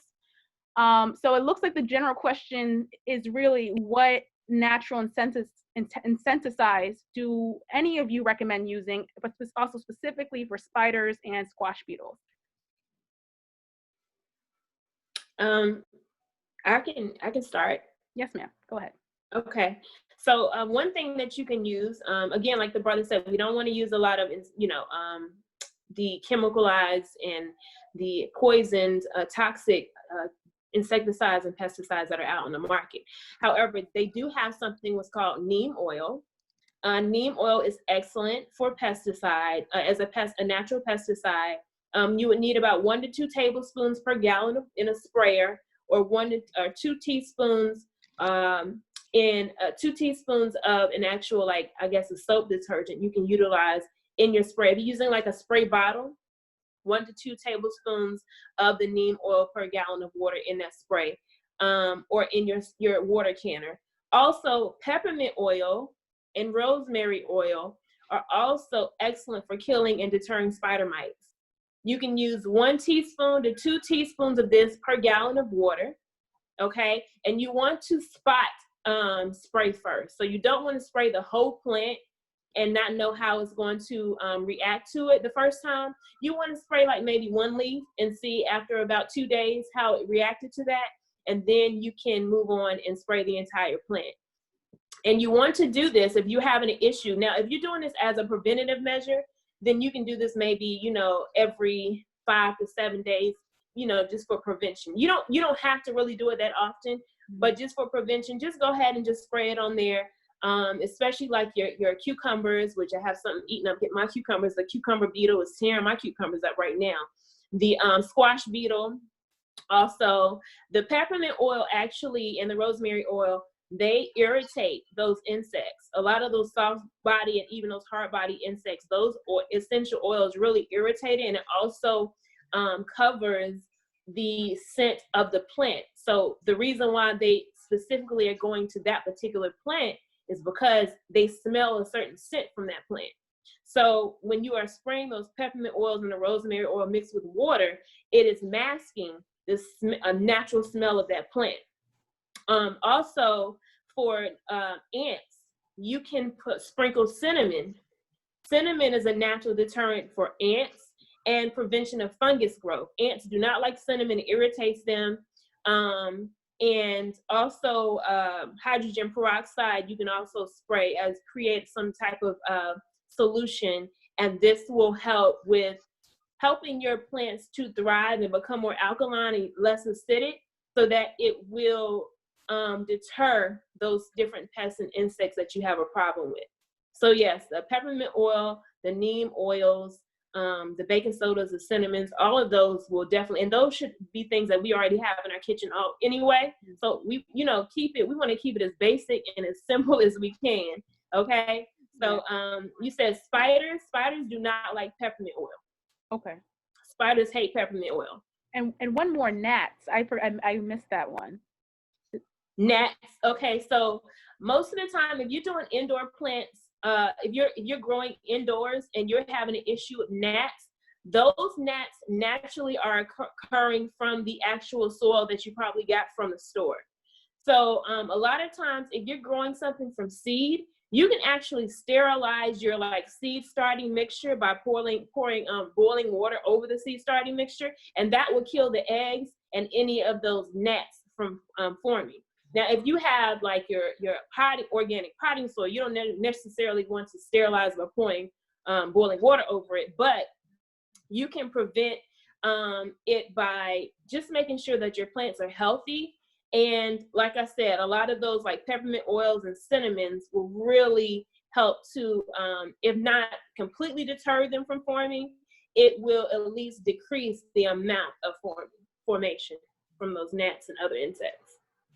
Okay, thank you so much. So I'll just do one more question, because a couple of the other questions will be answered in future workshops. Hint, hint, Sister Rhonda will talk about that in a moment. So I'll use this time to just ask this question from someone. They said that they had success with most of their plants, but they can't seem to grow their carrots at all. They said they used organic soil, but the carrot seed just never germinated. They even used a seed starter kit, and there wasn't any luck. Is there any suggestions you might have, if anyone on the panel, any suggestions you might have for this person? Carrots take a long, long time to germinate, number one. You might think they germinate like any other regular seed, but it used to take a little longer. Two, I recommend compost. You need a good sandy loam also. You mix your compost with your sandy loam and mix it at least 8 to 12 inches deep, so that carrot root grows right down through it. But if you in a clay loam or something of this nature, the carrot is a little stubborn, it stunts to grow. So make sure you have a good compost. You can mix it with some good sand and watch it grow. And don't be afraid. You might look at that those seeds you put in the ground. It might take 2 weeks for them to come up. You might not think they'll never come up, but if you water them well, keep the soil moist, they'll eventually sprout. All right, thank you so much. So I will be transitioning back to Sister Rhonda, who will close out this workshop. So just give me one moment.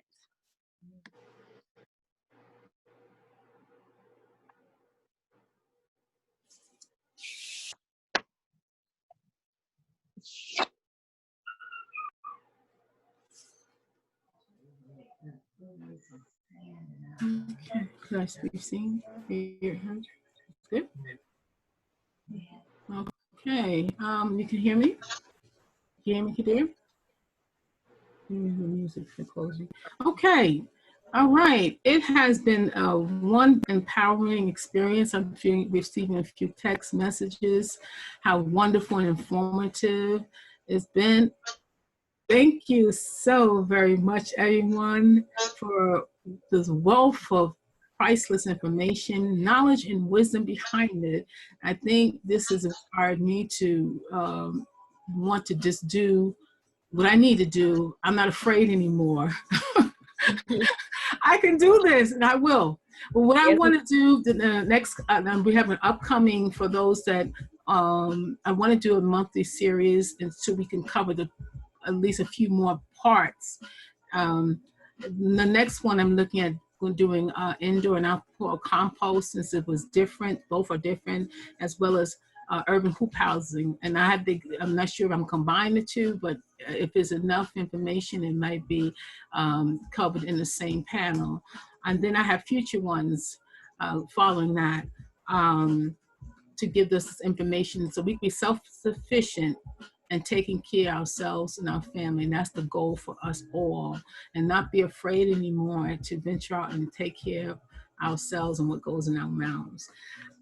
Again, I'd like to thank the panel for being a wonderful group that gave us a wealth of information. If you would like more questions, you have more questions, go to From Seed to Harvest at 20, From Seed to Harvest 20 at gmail.com. And again, I would like to thank the panel. I would like to thank my my tech team, which is my daughter Kadira. You just saw one portion of the tech team. My daughter Amir was also helping. She's 13. She was helping another end of tech. I like to also thank my sister-in-law Jade in New York City that helped also with that. I like to also thank a few people personally. Sister Kavar, you're awesome. Thank you very much for helping me connecting with Sister Portia. And thanks Sister Nixia for suggestion of that. I would like to also thank my my mother-in-law, Sister Charlene and Brother James in New York. They've been a great help to making this all possible. Families, friends, the community. A big shout out to Houston, Dallas, Oklahoma City, which is my home, the Mawson Study Group here, and Virginia. Support the believers in Virginia, New York City, and elsewhere. And most of all, the guests for supporting me for being on this call. It's been wonderful. Again, this is Sister Rhonda. It's a pleasure being with you and sharing this experience. And I look forward to us seeing and speaking to each other again very soon in next month. Have a wonderful evening and enjoy gardening. Take care.